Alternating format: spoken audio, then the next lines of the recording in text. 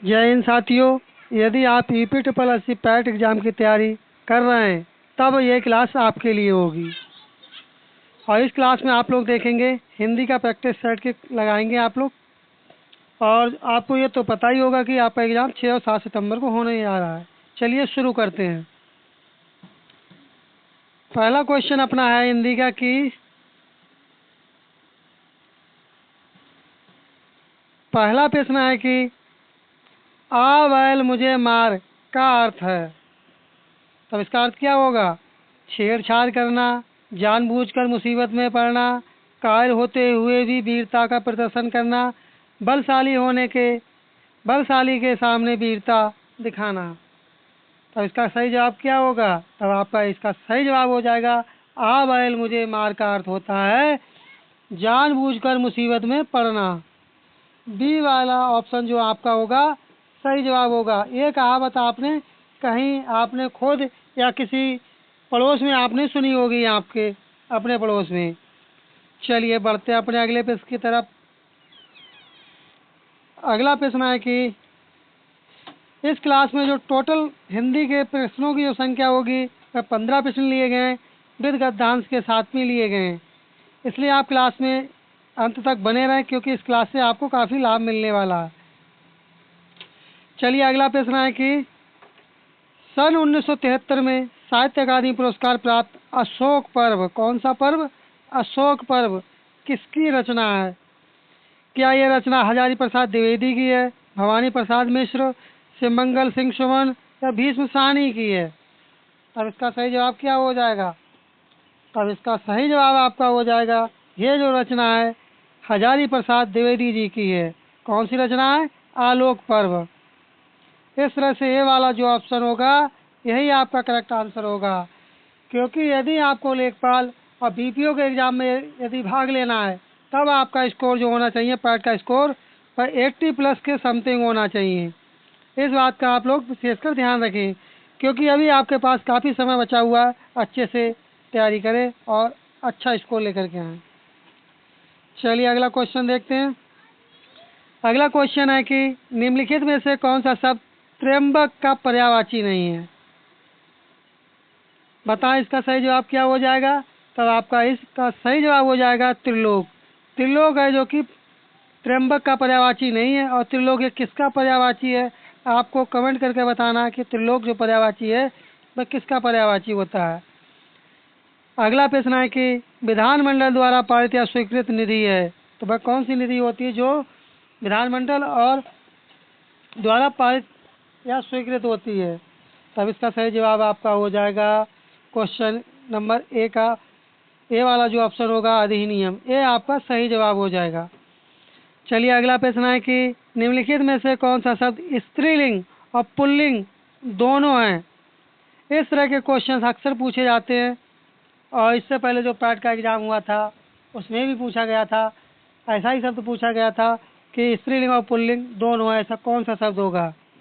तब इसका सही जवाब क्या होगा? क्या तार होगा, पार होगा, धार होगा या हार होगा? तब इसका सही जवाब होगा हार। हार एक ऐसा शब्द है इसमें दे रखा ऑप्शन में जो कि स्त्रीलिंग भी है और पुल्लिंग भी है। इस तरह से डी वाला जो ऑप्शन होगा है आपका सही जवाब होगा। चलिए बढ़ते हैं अपने अगले प्रश्न की तरफ।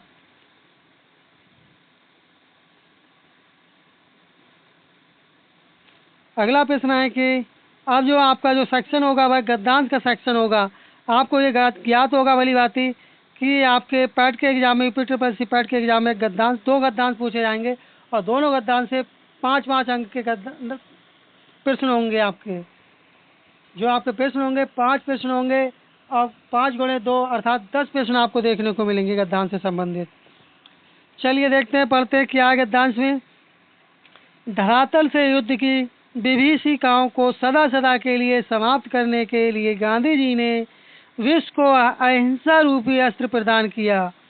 गांधी जी कहा करते थे कि प्रेम और अहिंसा के द्वारा विश्व के कठोर से कठोर हृदय को क्या किया जा सकता है? अभी कोमल बनाया जा सकता है। उन्होंने इन सिद्धांतों का परीक्षण भी किया और वे नितांत समृद्ध सिद्ध भी हुए, सफल सिद्ध भी हुए थे। हिंसा से हिंसा बढ़ती है, घृणा से घृणा को जन्म देती है और प्रेम से प्रेम की अभिवृद्धि होती है। अतः यह निश्चित है कि बिना प्रेम और अहिंसा के विश्व में शांति स्थापित नहीं हो सकती है। शांति के अभाव में मानव जाति का विकास संभव नहीं है। चलिए अगले बढ़ते हैं। संभव नहीं है। अगला है कि और सुख रहा हो तथा उत्तमोत्तम रचनात्मक कार्य किए जाते हों, भौतिक दृष्टि से व्यापार और कृषि की उन्नति भी शांति काल में ही संभव होती है।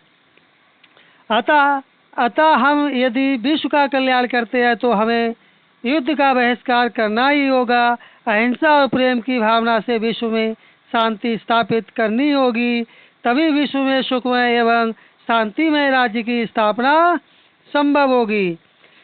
अब ये गद्यांश तो देख लिया आप लोगों ने। यदि आपको एक बार में समझ में नहीं आया तब आप क्लास को पॉज करके गद्यांश पढ़ के उसके उपरांत भी आप क्वेश्चनों का जवाब दे सकते हैं।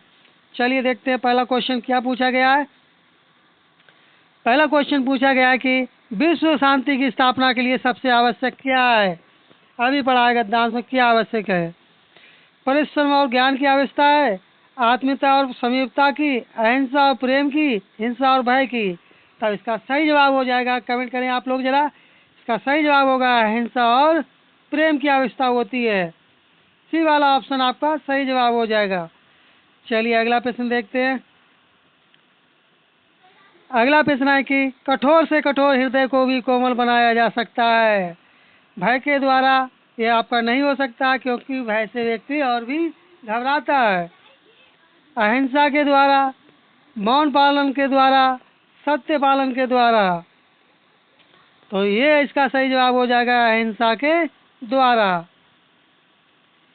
चलिए बढ़ते हैं अपने अगले प्रश्न की तरफ।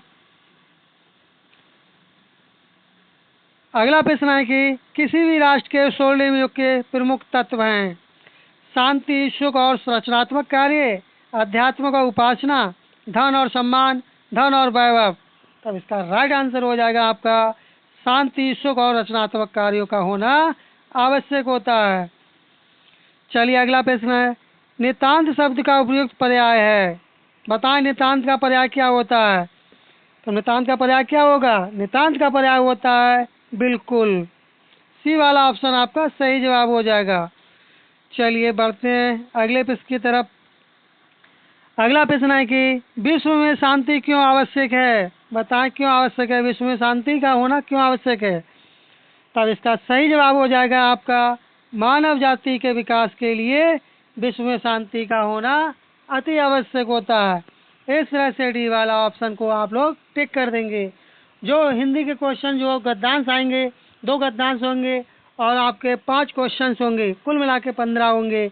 यदि आप क्लास पर बने रहे, इसी तरह से क्लासेस लगाते रहे, तब आपके 15 में आप 15 के ठीक करके आएंगे। चलिए बढ़ते हैं अपने दूसरे गद्यांश की तरफ। अगला गद्यांश अपना है कि अगला गद्यांश है जिसमें निर्देश दे रखा है कि 76 से 80 तक गद्यांश प्रश्न हैं।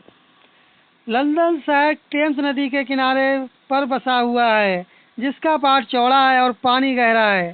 समुद्र तट के निकट होने और टेम्स नदी में काफी पानी रहने के कारण लंदन एक विशाल बंदरगाह भी है।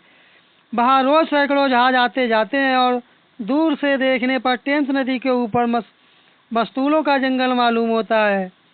यहाँ से पृथ्वी की भी सभी दिशाओं के माल जाता है और वहाँ से आता है। लंदन तथा इंग्लिस्तान की भी भोजन सामग्री का भाग इसी बंदरगाह पर पहुँचता है।